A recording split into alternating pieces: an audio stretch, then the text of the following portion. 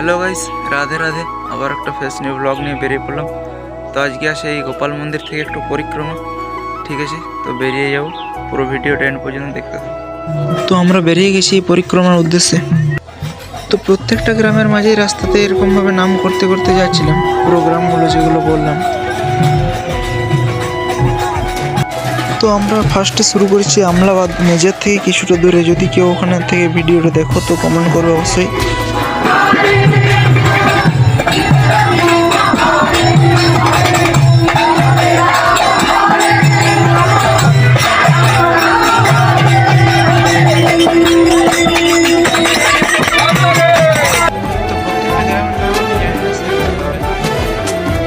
তো প্রত্যেকটা গ্রামের মাঝেই এরকম হরি মন্দিরগুলো যেগুলো ছিল সেগুলোতে আমাদের নামটা নিয়ে যাচ্ছিলাম। ওইখানে একবার বন্ধ করছিলাম, আবার ওইখান থেকেই শুরু করছিলাম।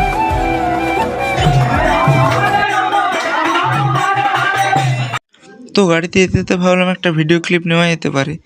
তো আমরা গ্রামের শুরুতে গাড়ি থেকে নেমে গেছিলাম, আর একটা গ্রাম থেকে অন্য গ্রামে মাঝে যে ডিস্টেন্সটা সেগুলো আমরা গাড়িতে করে যাচ্ছিলাম। ঠিক আছে, এই নীল সাগরের পারে স্বপ্নের ডানা মেলে।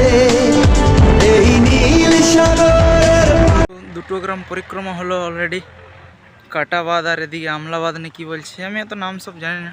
ঠিক আছে, তো তারপর আমরা হালকা টিফিন করে নিলাম। টিফিন বলতে মুড়ি ঘুগনি, কারণ আমরা সকাল থেকে বেরিয়েছি। ঠিক আছে, কিছু খাইনি সারাদিন।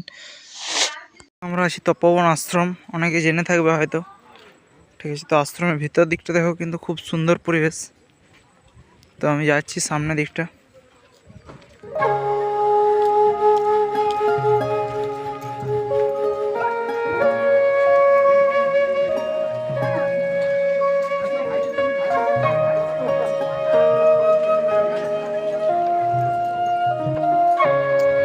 তো আমাদের অনেক লেট হয়ে গেছে, সেই জন্য আশ্রম বন্ধ আছে।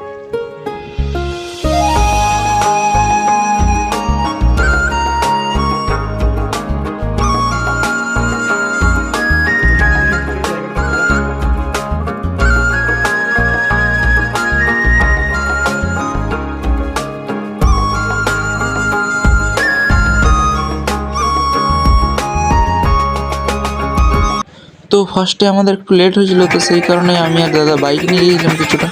তো বাইকটা ওইখানে রেখেছিলাম, দিয়ে আবার আসার পথে নিয়ে এলাম।